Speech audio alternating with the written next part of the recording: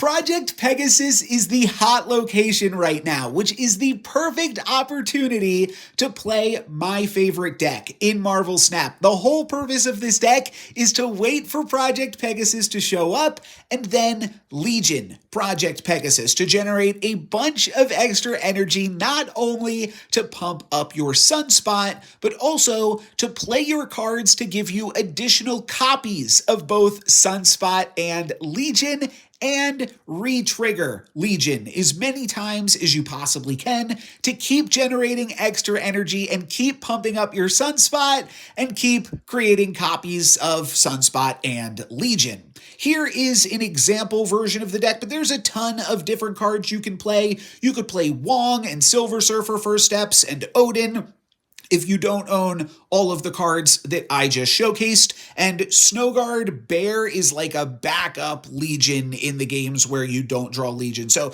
you probably do want access to that. It also just allows you to go over the top as another Absorbing Man type of effect, another way to re-trigger that. And then Arnim Zola and Living Tribunal allow you to potentially split up your power across multiple locations. You might not need the Living Tribunal anymore with addition of Bastion now being able to get played in the deck. The important thing to know here is that when you generate extra energy through Project Pegasus, you not only have access to that energy the next turn, but you also have access to that energy at the end of the current turn, which will immediately pump up your Sunspots. You can see it's currently displaying 22 energy. I actually have like 60 something energy next turn, and all of my Sunspots are going to get plus 60 at the end of this turn as well. So you can do that on the final turn. Keep playing Legions, keep pumping up your Sunspots. It's super sweet